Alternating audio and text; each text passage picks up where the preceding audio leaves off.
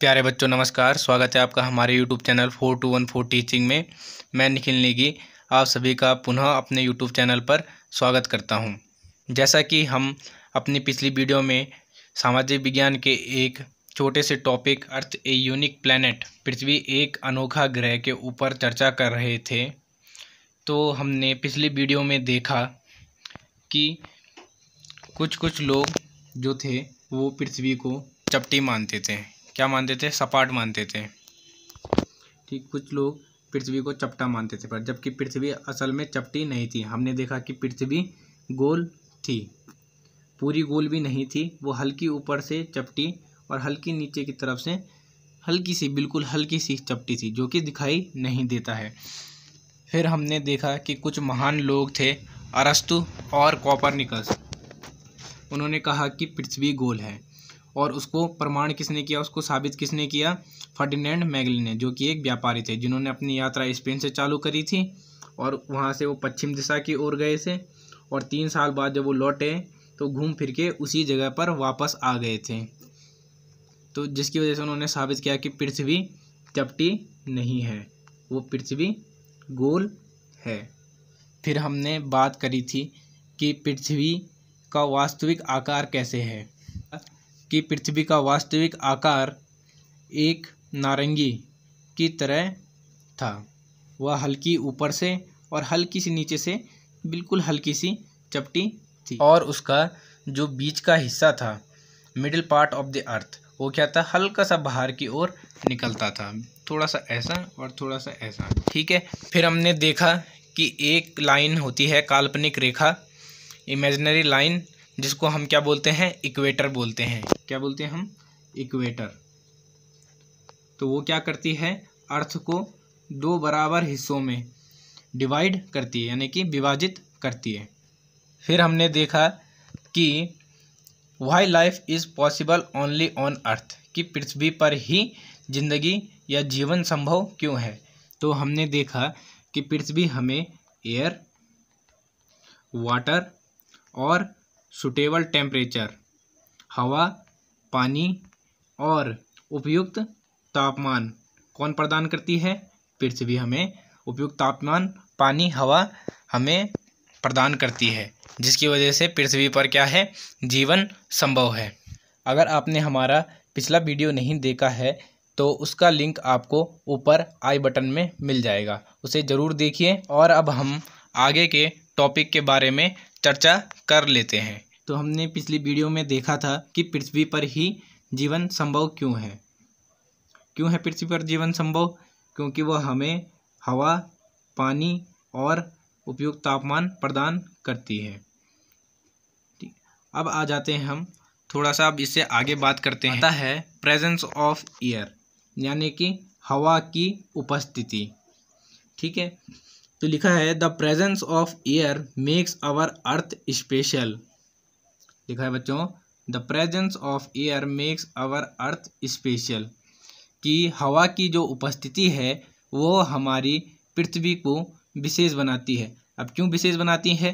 देखिए, all living things need air to breathe, कि जो सभी जीवित चीज़ें हैं या सभी जीवित जीव जंतु हैं, उनको सांस लेने के लिए किस चीज़ की ज़रूरत पड़ती है? हवा की ज़रूरत पड़ती है। हम सभी को पड़ती है। अगर हवा नहीं होगी तो हम मर जाएंगे।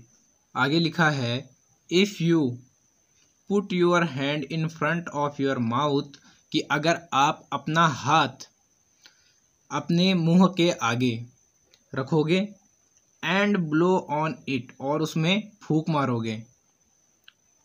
अगर आप अपना हाथ अपने मुंह के आगे रखोगे और उसमें फूंक मारोगे, you will feel as if something is touching your hand softly.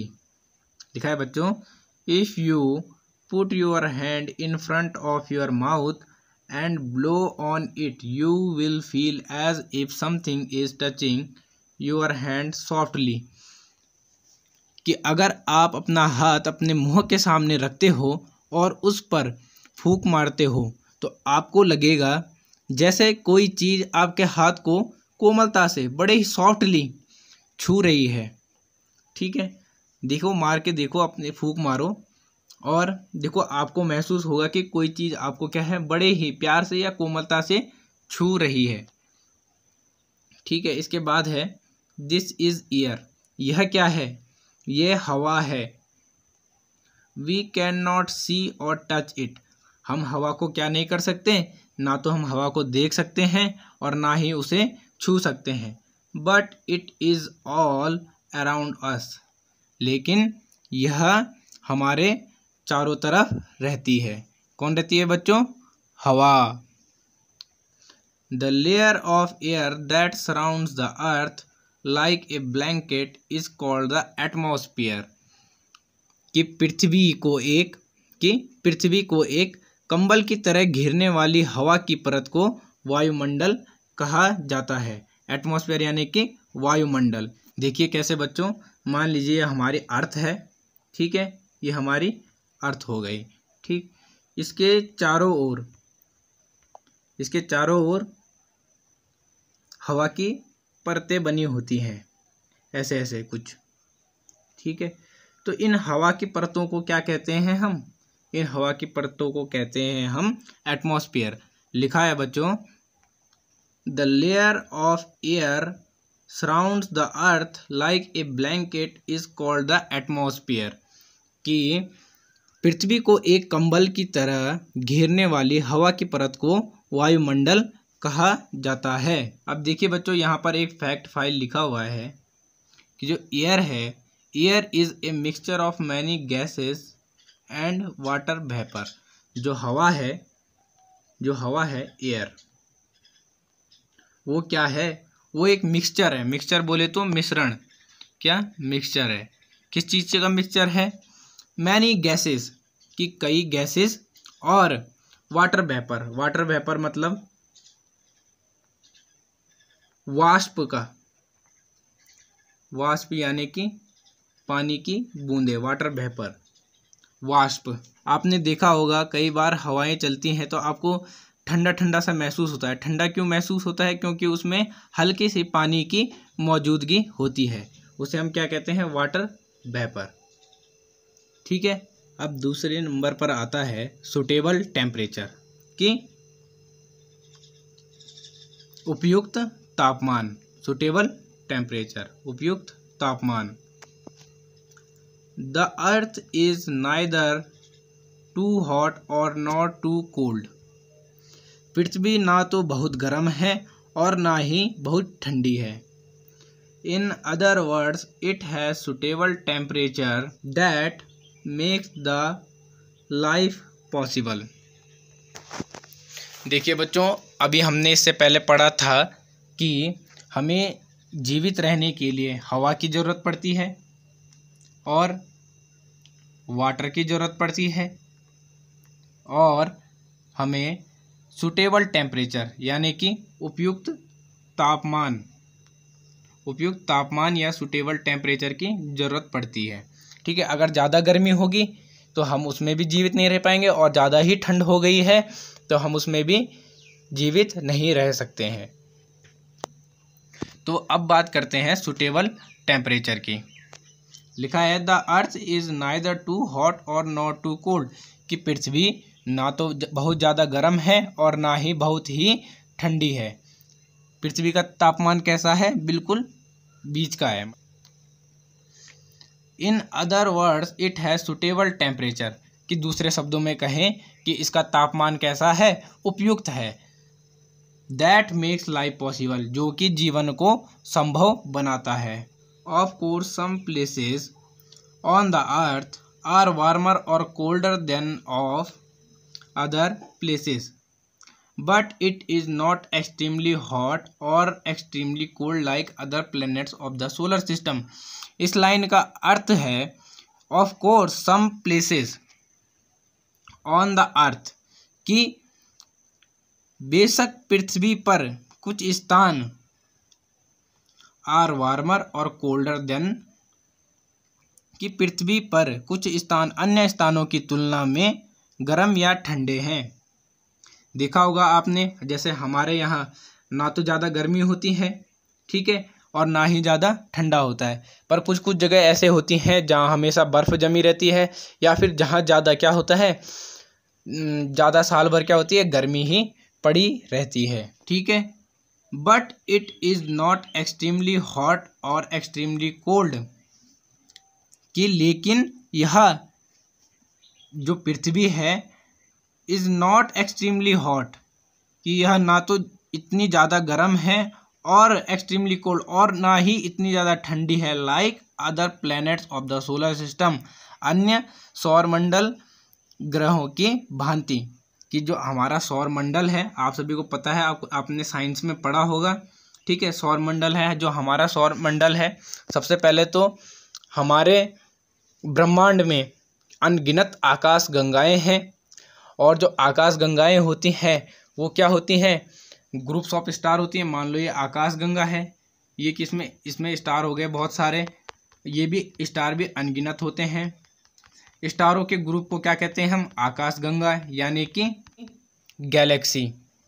जो गैलेक्सी होती है is a group of star होती है, जिसमें बहुत सारे क्या होते हैं, ये देखो, ये स्टार है, ये स्टार है, ये जो अंदर डॉट डॉट बनाए हैं, मान लो ये सब क्या हैं, स्टार हैं। तो स्टार्स के, मिलियंस ऑफ स्टार्स के ग्रुप से क्या बनती है, एक गैलेक्सी बनती है। ठीक है, तो हमारी गैलेक्सी कौन सी है, मिल्की वे, जिसमें हमारा सोलर सिस्टम है, जिसमें कि हमारा सोलर सिस्टम है, उस गैलेक्सी का नाम है मिल्की वे। तो हमारे इस गैलेक्सी में सोलर सिस्टम है। ठीक है, क्या है, सोलर सिस्टम। हमारी गैलेक्सी में सोलर सिस्टम है, जिसमें कि कितने ग्रह हैं, 9 ग्रह हैं, पर अब हम 8 गिनते हैं।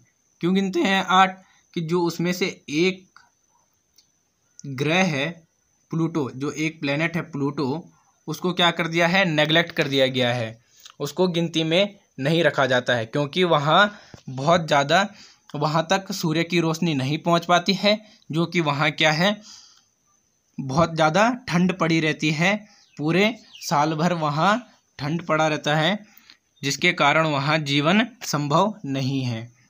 तो ठीक है बच्चों, हम कहाँ बात कर रहे थे, of course some places on the earth are warmer और colder than other places, but it is not extremely hot और extremely cold like other planets of the solar system. कि पृथ्वी पर कुछ स्थान अन्य स्थानों की तुलना में गर्म या ठंडे हैं, लेकिन यह सौरमंडल के अन्य ग्रहों की तरह ना तो अत्यधिक गर्म है और ना ही अत्यधिक ठंडा। ठीक है, जैसे मैंने आपको प्लूटो का एग्जांपल दिया, वहाँ लाइफ पॉसिबल क्यों नहीं है, क्योंकि वो सौरमंडल से, जो हमारा सौरमंडल है वो सूर्य से, जो बीच में सन होता है, उससे उसकी दूरी, मान लो ये सन है, ठीक है, ये सन है, ठीक है, फिर ये हमारा जो ऑर्बिट्स हैं, जिनमें ग्रह क्या करते हैं, चक्कर लगाते हैं। तो यहाँ पे हो गया मरकरी हो गया, यहाँ पे वीनस हो गया, यहाँ पे अर्थ हो गया, यहाँ पे मार्स हो गया, यहाँ पे जुपिटर हो गया, यहाँ पे सैटर्न हो गया, यहाँ पे यूरेनस हो गया, आगे नेपट्टून भी होगा यहाँ पे कहीं पे। ठीक है, और लास्ट में आता है प्लूटो। तो ठीक है, तो यहाँ से यहाँ देखो कितनी दूर है, बहुत दूर है सन से प्लूटो। तो ठीक है, तो वहाँ तक सूरज की रोशनी बहुत कम पहुँच पाती है, जिसकी वजह से क्या होता है, वहाँ ठंड पड़ी रहती है और वहाँ लाइफ पॉसिबल नहीं है। तो वो देखो, वहाँ वो जो प्लूटो प्लैनेट है वो क्या हो गया, बहुत ज़्यादा ठंडा हो गया, इसलिए वहाँ लाइफ पॉसिबल नहीं है। और ये देख लो, जैसे मरकरी हो गया ये वाला, तो मरकरी में क्या होता है, ये सन के बहुत काफ़ी नज़दीक है। ठीक है, नज़दीक है कि नहीं, आप ही देख लो, ये देखो सबसे पहला ग्रह कौन सा है, मरकरी। ठीक है, तो ये क्या है, सन के काफ़ी नज़दीक है। सन के काफ़ी नज़दीक होने के कारण इसमें काफ़ी गर्मी है। तो काफ़ी गर्मी बोलने का मतलब है वहाँ कोई आदमी रह नहीं सकता, अगर कोई वहाँ चला गया तो जल जाएगा। ठीक है, तो इसलिए उसमें भी लाइफ पॉसिबल नहीं है। पर जो हमारी अर्थ है ये वाला, जो हमारा अर्थ है ये वाला, तो ये ना तो सूरज से ज़्यादा दूर है, ठीक है, और ना ही ज़्यादा नज़दीक है।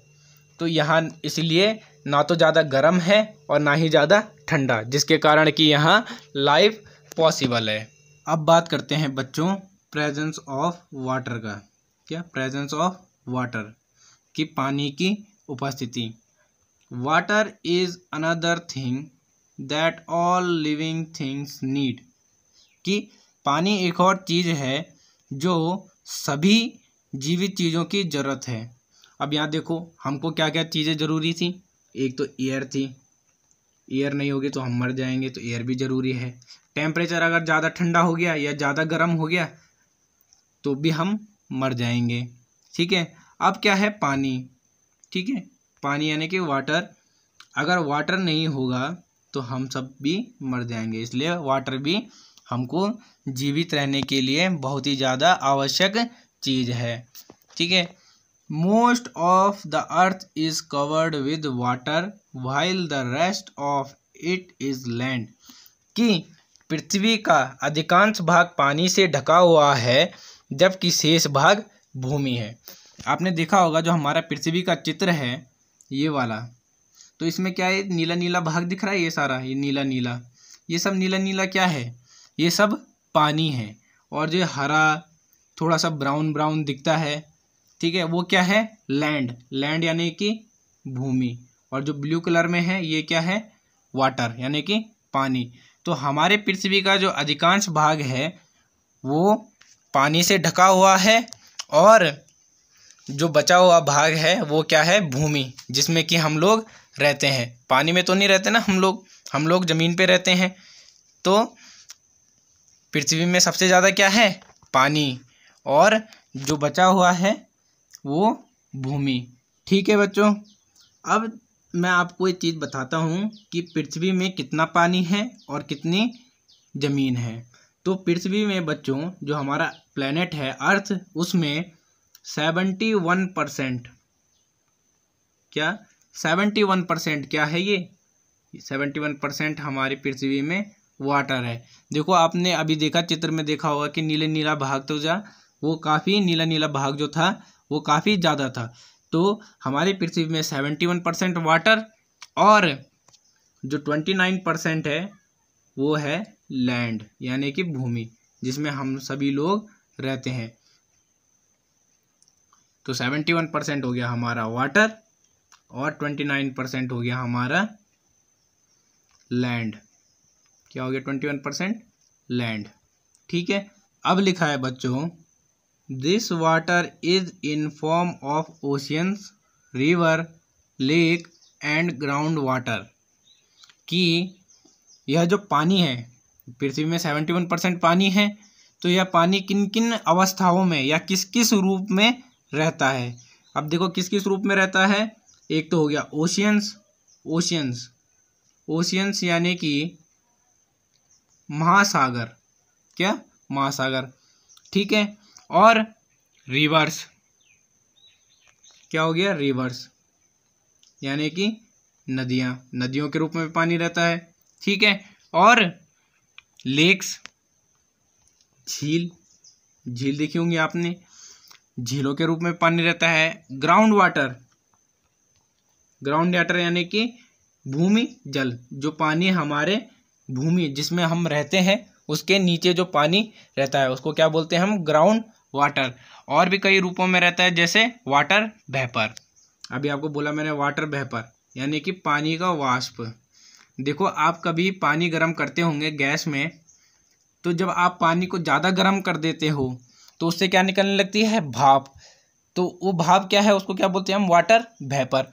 अगर उस भाप के ऊपर आप हाथ रखोगे कुछ देर तक या कोई किसी बर्तन से उसको ढक देते हो तो उस बर्तन में भी क्या हो जाता है, पानी जमा हो जाता है।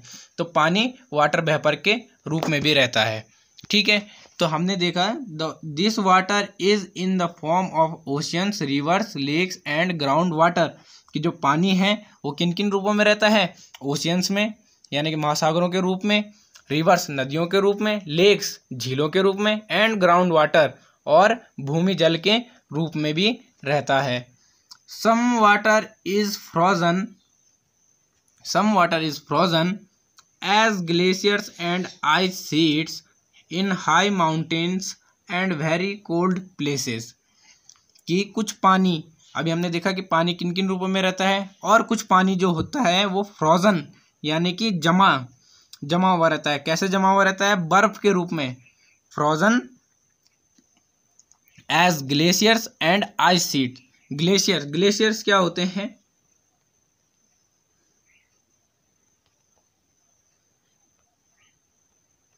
ग्लेशियर्स होते हैं बच्चों कि जो बर्फ की बहुत बड़ी बड़ी चट्टानें बनी रहती हैं, बर्फ ही बर्फ से, उसमें पत्थर नहीं होता है, केवल बर्फ से जो बड़ी बड़ी चट्टानें बनी रहती हैं उनको हम क्या बोलते हैं? ग्लेशियर्स बोलते हैं। बड़ी बड़ी चट्टानें बोल सकते हो, या बड़े बड़े पर्वत भी बने होते हैं बर्फ ही बर्फ से, तो उनको क्या बोलते हैं हम? ग्लेशियर्स। एंड आइस शीट्स यानी कि बर्फ की चादर। जब बर्फ पड़ती है आपने देखा होगा तो एक चादर के रूप में ढक देता है ना पूरी ज़मीन को, तो वैसे कुछ बर्फ़ की चादरों के रूप में भी पानी रहता है और ग्लेशियर्स के रूप में भी रहता है। कहाँ? इन हाई माउंटेन्स, की बड़े बड़े उच्च पर्वतों में, एंड वेरी कोल्ड प्लेसेस, और बहुत ही ठंडी जगहों में और बड़े बड़े ऊंचे पर्वतों में पानी किस रूप में भी रहता है? जमे हुए बर्फ़ के रूप में, बर्फ़ की चादर के रूप में, और ग्लेशियर्स के रूप में भी रहता है। अब पढ़ते हैं बच्चों मूवमेंट्स ऑफ द अर्थ, यानी कि पृथ्वी की चाल, कि पृथ्वी कैसे घूमती है, कैसे कैसे अपनी गति करती है, पृथ्वी कैसे घूमती है, इसके बारे में हम पढ़ेंगे। तो सबसे पहला आता है rotation causes day and night. जो रोटेशन है, रोटेशन को हिंदी में बोलते हैं घूर्णन। जो घूर्णन के कारण जो होता है दिन और रात होती हैं। जो पृथ्वी अपनी घूर्णन गति करती है उसके कारण क्या होते हैं? दिन और रात होते हैं। अब आपको मैं बताता हूँ, सबसे पहले बताता हूँ कि घूर्णन गति किसे कहते हैं। घूर्णन यानी कि देखो, जैसे लट्टू घूमता है, लट्टू घूमते हुए देखा है आपने? कैसे घूमता है? मान लो ये लट्टू है, ठीक, लट्टू कैसे घूमता है? ऐसे ऐसे गोल गोल, ठीक है। तो पृथ्वी भी ऐसे घूमती है, ठीक है।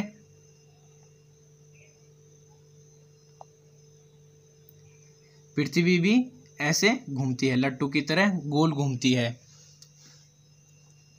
तो इस ऐसे घूमने के कारण क्या होते हैं? दिन और रात होते हैं। Think of A football spinning on your finger tip, कि सोचिए कि आपकी उंगलियों पर एक फुटबॉल घूम रही है। लिखा है think of A football spinning on your finger tip, कि अपनी उंगलियों पर एक फुटबॉल के घूमने के बारे में सोचो, ठीक है। सोचो बच्चों, हैं। Suppose we draw a line from the finger tip, कि मान लो ये आपकी उंगली है, ठीक, यहाँ पे कोई फुटबॉल घूम रहा है, ठीक, ये फुटबॉल है, ये घूम रहा है, ऐसा ऐसा ऐसा घूम रहा है गोल, जैसे कि एक लट्टू घूमता है, ठीक, ये घूम रहा है।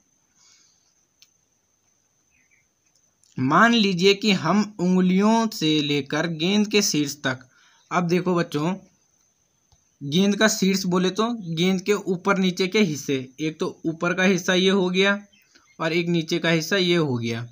तो हम आपकी उंगली से, इस उंगली से लेकर इस फुटबॉल के ऊपर वाले शीर्ष तक एक लाइन बना देते हैं, ठीक है। लाइन बना देंगे ऐसी सीधी, बिल्कुल यूं, ऊपर से लेके आपकी उंगली तक अगर हम एक लाइन बना देते हैं और सोचते हैं, क्या सोचते हैं? An imaginary line around which the ball rotates, कि अगर हम सोचते हैं कि जो ये लाइन है जो हमने गेंद के ऊपर वाले शीर्ष से बनाई, यहाँ से बनाई और आपकी उंगली तक बनाई, कि सोचते हैं कि अगर जो गेंद है इसके चारों ओर घूमती है, यह आपने सोचना है, ठीक है। This line is the balls axis, तो इस लाइन को, जो ये लाइन हमने बनाई, ये वाली लाइन को हम क्या बोलते हैं? ये बॉल की क्या है? एक्सिस। एक्सिस को हिंदी में बोलते हैं धुरी। ये बॉल की धुरी है कि जिसके चारों तरफ बॉल घूम रही है। कौन है धुरी? जो लाइन हमने बॉल के शीर्ष से, यानी कि ऊपर के टॉप के हिस्से से आपकी उंगली तक बनाई है, ठीक है। Like a top the earth too rotates around an imaginary axis that runs through its centre from the north pole to the south pole. ठीक है, लिखा है बच्चों, like a top the earth too rotates around an imaginary axis that runs through its centre from the north pole to the south pole. एक शीर्ष की तरह भी पृथ्वी भी एक काल्पनिक धुरी के चारों ओर घूमती है जो अपने केंद्र से होकर उत्तरी ध्रुव से दक्षिणी ध्रुव तक जाती है। इस लाइन का अर्थ है, सीधे भाषा में समझाता हूं मैं जैसे, ठीक है। ये चित्र दिख रहा है आपको, ये सामने बना रखा है जो ये, ठीक, ये वाला चित्र, ठीक है। जो पृथ्वी है वो भी उस फुटबॉल की तरह क्या होती है, एक धुरी पर घूमती है। जैसे हमने धुरी कहाँ से बनाई फुटबॉल में, एक तो फुटबॉल के ऊपर वाले हिस्से से लेकर, ये फुटबॉल था, ये हमने फुटबॉल के ऊपर वाले हिस्से से लेकर नीचे अपनी उंगली तक बनाई हमने धुरी, ऐसे। तो वैसे ही पृथ्वी की धुरी कौन कौन है, ये नॉर्थ पोल जो ऊपर का हल्का चपटा हिस्सा होता है, हमने बात की थी इससे पहले, और साउथ पोल जो नीचे का चपटा हिस्सा होता है।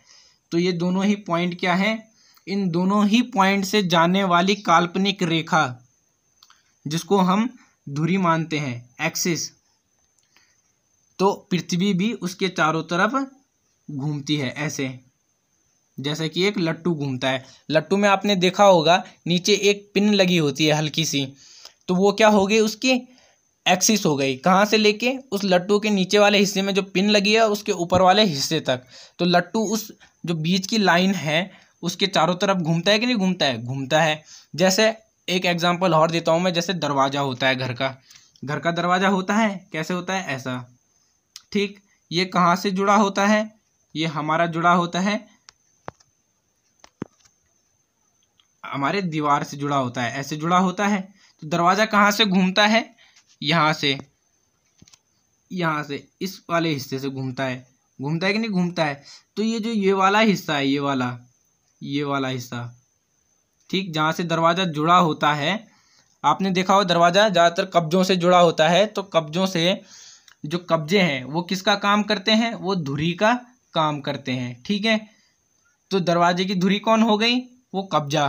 तो वैसे ही पृथ्वी की धुरी कौन है, ये नॉर्थ पोल और साउथ पोल से जाने वाली लाइन जिसको हम अर्थ का एक्सिस बोलते हैं, पृथ्वी की धुरी बोलते हैं। पृथ्वी इसके चारों ओर एक लट्टू की भांति या एक फुटबॉल की भांति गोल गोल घूमती है, जिसके कारण कि दिन और रात होते हैं। अब देखते हैं कि दिन और रात कैसे होते हैं, ठीक है। The axis is slightly tilted, लिखा है जो धुरी होती है वो थोड़ी सी क्या होती है, झुकी हुई होती है। अब देखो, आपने सुना होगा कि पृथ्वी, हमारी जो पृथ्वी है, हमारा जो अर्थ है वो क्या है, झुका हुआ है, ठीक है। ये एक्सिस है, ये देख रहे हो तिरछी बना रखी है थोड़ी सी लाइन, ये क्या है, पृथ्वी हमारी झुकी हुई है। यहाँ इस चित्र में भी देख सकते हो आप कि पृथ्वी जो है झुकी हुई है। ये कितने डिग्री झुकी हुई है, ये झुकी रहती है 23.5 डिग्री, कितने, 23.5 डिग्री झुकी होती है ऑर्बिटल प्लेन से। अब ये ऑर्बिटल प्लेन क्या है, आपने देखा है कि जो हमारा सोलर सिस्टम है ये हो गया हमारा सन, ठीक है। यहाँ ऑर्बिट्स होते हैं जिसमें जो प्लैनेट्स होते हैं वो क्या होते हैं, चक्कर लगाते हैं।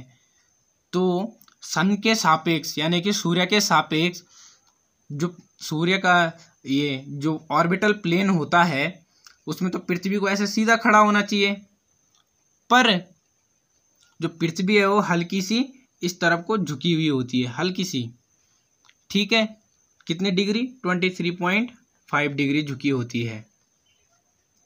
तो इसलिए हम क्या बोलते हैं, देखो मैंने आपको बताया था अभी कि जो सन है उसका जो ऑर्बिटल प्लेन है ये वाले, जिसमें कि प्लैनेट चक्कर लगाते हैं, इसमें जो अर्थ होती है वो कैसे चक्कर लगाती, पहले तो ये देखिए अर्थ, ये देख रहे हो यहाँ पे लाइन बना रखा है, कैसे तिरछी बना रखी है। तो पृथ्वी कैसे घूमती है, ऐसे, पृथ्वी ऐसे नहीं घूमती है, देखिए पृथ्वी ऐसे नहीं घूम रही है, पृथ्वी कैसे घूम रही है, थोड़ा तिरछा होकर घूम रही है, ठीक है। वो अपने लिए तो सीधा घूम रही है, पर हमें सबको साथ में लेके चलना होता है, जिसके कारण हम बोलते हैं कि पृथ्वी झुकी हुई है, ठीक है। अब लिखा है बच्चों, the movement of the earth around its axis is called rotation, कि पृथ्वी जो घूम रही है अपनी धुरी के चारों ओर, पृथ्वी की गति को घूर्णन कहा जाता है, रोटेशन कहा जाता है। जो पृथ्वी की एक्सिस है ये वाली, नॉर्थ पोल से लेके साउथ पोल तक, इसके चारों ओर तो नहीं, इसके जो सापेक्ष, इसके सापेक्ष जो अपने धुरी, ये जो धुरी है इसके चारों ओर पृथ्वी घूम रही है ऐसे, तो इस गति को क्या कहा जाता है, रोटेशन, यानी कि घूर्णन बोला जाता है। As it rotates the part facing the sun has day and the part away from the sun has night. लिखा है बच्चों, as it rotates the part facing the sun has day and the part away from the sun has night, कि पृथ्वी चूंकि घूमती है, आपको अभी बताया मैंने कि पृथ्वी घूम रही है, ऐसे घूम रही है। अभी आपको क्या दिख रहा है, इस तरफ ये ज़मीन दिख रही है, ठीक है, ये वाली ज़मीन दिख रही होगी आपको, है ना, ये वाली ज़मीन। जब पृथ्वी ऐसे ऐसे घूमेगी तब ये वाली ज़मीन है जो दिख रही, ये भी तो कभी इस तरफ आएगी, ठीक है। जैसे ये सन है, ठीक, ये सन है, यहाँ पे पृथ्वी घूम रही है, तो अभी पृथ्वी का हिस्सा जो है, ये वाला हिस्सा सन के तरफ है कि नहीं है, साफ दिख रहा है आपको, ये वाला हिस्सा किसकी तरफ है, सन की तरफ है। तो सूर्य की तरफ वाले भाग में क्या होता है, दिन होता है, पृथ्वी घूमती है, आपको पता है पृथ्वी ऐसे घूम रही है, ठीक, ऐसे घूम रही है। तो जो हिस्सा जब सूरज की तरफ रहता है तो उस भाग में क्या होता है, दिन होता है, डे, ठीक है। और जो हिस्सा सूरज की तरफ नहीं होता है, ठीक, ये सन है, ये अर्थ है, और ये वाला हिस्सा, ठीक, ये वाला हिस्सा, तो ये हिस्सा सन, इसका मुंह सन की तरफ नहीं है, ये बिल्कुल जो सूर्य है उसके ठीक पीछे है। तो इसमें क्या होती है, रात, यानी कि नाइट। और दिन किस वाले हिस्से में होता है, जो सूरज की तरफ फेस करा हुआ होता है उस हिस्से में दिन, और जो सूरज की तरफ फेस नहीं होता है, जो सूर्य की तरफ जिसका मुंह नहीं होता है, वहाँ क्या होती है, रात होती है। 1 complete rotation takes 24 hours which is equal to 1 day. ठीक है बच्चों, लिखा है कि एक पूरे घूर्णन में जो ये पृथ्वी चक्कर लगा रही है, कैसा चक्कर लगा रही है, अपने धुरी के सापेक्ष जो चक्कर लगा रही है, अपने धुरी के चारों तरफ घूम रही है ऐसे, तो इस घूर्णन में एक दिन लग जाता है जो कि 24 घंटे के बराबर होता है, या 24 घंटे लग जाते हैं जो कि एक दिन के बराबर होता है। आप सभी को पता है कि जो 24 आवर्स होते हैं, 24 घंटे, वो एक दिन के बराबर होते हैं, ठीक है।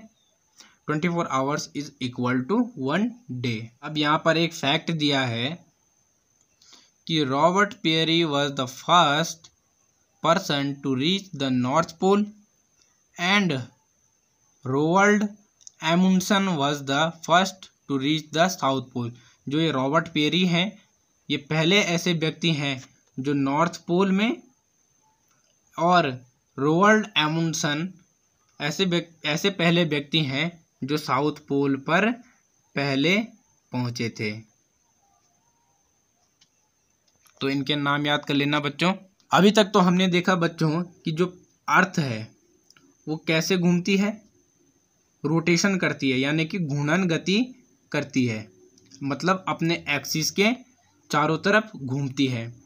अब देखते हैं, अब मैं आपको बताता हूँ कि जो अर्थ है, जो हमारी पृथ्वी है अर्थ, वो रोटेशन के साथ साथ रोटेशन तो करती है, ऐसे ऐसे भी घूमती है, बट वो रेवोल्यूशन यानी कि परिक्रमा, हम सभी ने सुना है, देखा है कि जो अर्थ है वो सन है, जैसे हम सभी ने देखा है, जैसे ये सन है तो अर्थ क्या करती है, इसकी परिक्रमा करती है एक ऑर्बिटल प्लेन में, करती कि नहीं करती है, ठीक है। और इस ऑर्बिटल प्लेन करने के साथ साथ, ऑर्बिटल प्लेन में परिक्रमा करने के साथ साथ वो घूमती भी रहती है। कैसे घूमती है, घूर्णन गति करती है अपने एक्सिस के चारों ओर, जैसे कि यहाँ पे आपको दिखा रखा है, ये देखिए ये दिखा रखा है, ये घूमने का साइन कि पृथ्वी ऐसे भी घूमती है और ये एक्सिस दे रखी है। ये रोटेशन तो करती है, साथ में रेवोल्यूशन भी करती है। यहाँ पे रेवोल्यूशन का अर्थ बच्चों क्रांति नहीं है, यहाँ पे रेवोल्यूशन का अर्थ है परिक्रमा, परिक्रमा करना या चक्कर लगाना, क्या चक्कर लगाना, ठीक है। तो यहाँ पे लिखा है बच्चों रेवोल्यूशन कॉजेस चेंजिंग सीजन। इससे पहले हमने देखा कि rotation causes day and night, कि जो पृथ्वी घूर्णन गति करती है अपने अक्ष के चारों ओर घूमती है तो उससे क्या होते हैं, रात और दिन होते हैं। पर अब आ रहा है रेवोल्यूशन कॉजेस चेंजिंग सीजन, कि जो पृथ्वी परिक्रमा करती है उससे क्या चेंज होते हैं, ऋतुएं या मौसम बदलते हैं। आपने देखा होगा कि हमारी 4 ऋतुएं हैं कि नहीं है, ठीक है। एक तो ग्रीष्म ऋतु हो गई, ठीक, ग्रीष्म ऋतु, ठीक। एक हो गई वर्षा ऋतु, और एक आता है पतझड़, ठीक, और एक आता है शरद ऋतु, ठीक है। हमारी 4 ऋतुएं होती हैं, वो किसके कारण बदलती हैं, अर्थ के रेवोल्यूशन के कारण, यानी कि पृथ्वी के परिक्रमा करने के कारण, पृथ्वी के परिक्रमा करने के कारण बदलते हैं मौसम। ऐसा घूमने से तो क्या होता है, घूर्णन गति करने से तो रात और दिन होते हैं, पर परिक्रमा करने से, सूरज की परिक्रमा करने से क्या बदलते हैं, मौसम बदलते हैं। आओ देखें कैसे बदलते हैं। The earth also moves around the sun, कि जो पृथ्वी है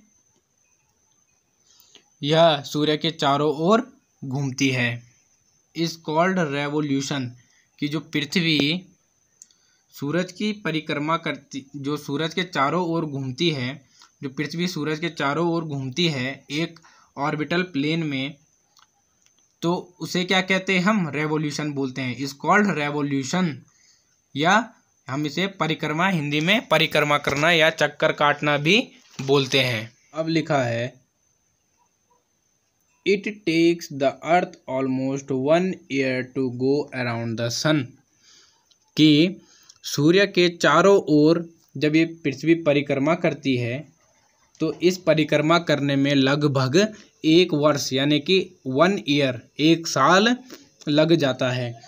आपने देखा कि जब पृथ्वी, ये अर्थ है, ठीक, ये जब रोटेशन करती है अपने एक्सिस के चारों ओर घूमती है तो इससे क्या होते हैं, दिन और रात होते हैं, और इस रोटेशन को करने में कितना टाइम लगता है, 24 hours यानी कि 24 घंटे, ठीक।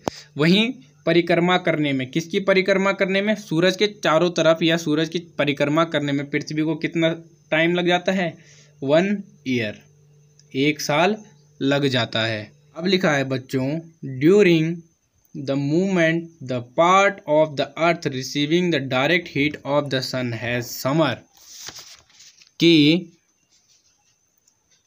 परिक्रमा के दौरान सूर्य की सीधी गर्मी प्राप्त करने वाले हिस्सों में गर्मी होती है, and the other part which does not receive the direct heat of the sun has winter, और जहाँ सूरज की सीधी गर्मी प्राप्त नहीं होती है वहाँ क्या होती है, सर्दी होती है।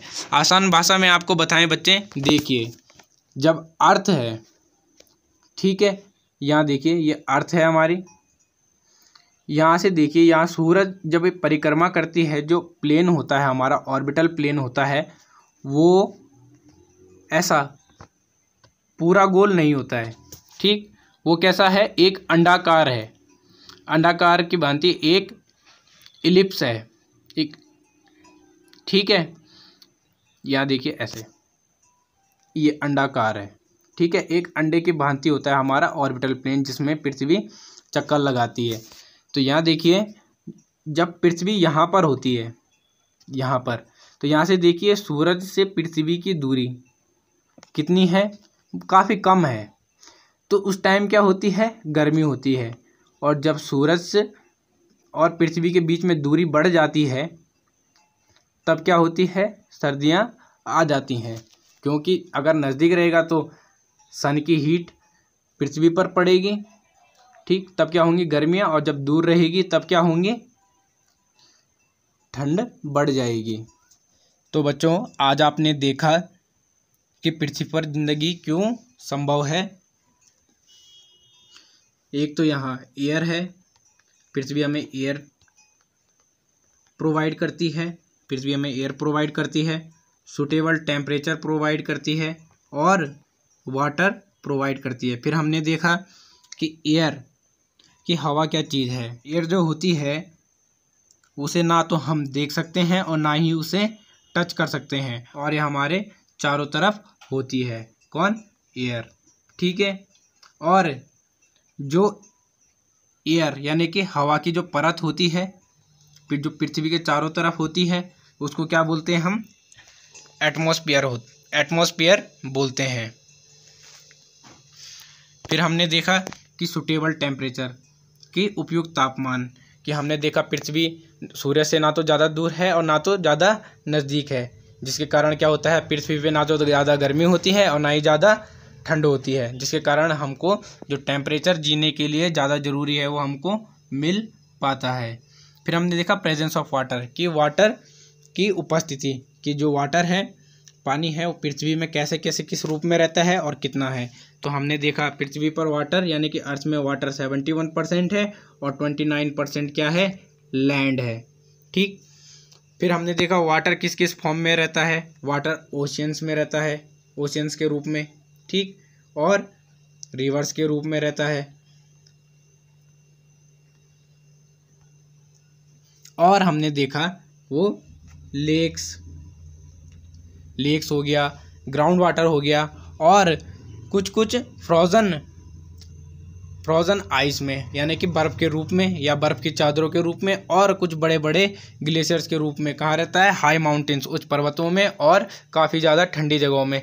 फिर हमने देखा मूवमेंट ऑफ अर्थ, कि अर्थ कैसे घूमती है, अर्थ की चाल कैसी है। हमने देखा कि अर्थ की चाल दो प्रकार की होती है, एक तो रोटेशन, कि अपने एक्सिस, अपनी धुरी के चारों ओर घूमना, और दूसरा रेवोल्यूशन, ठीक है। इस रोटेशन के कारण क्या होता है, दिन और रात होते हैं, और रेवोल्यूशन यानी कि परिक्रमा करने के कारण क्या होता है, मौसम बदलते हैं।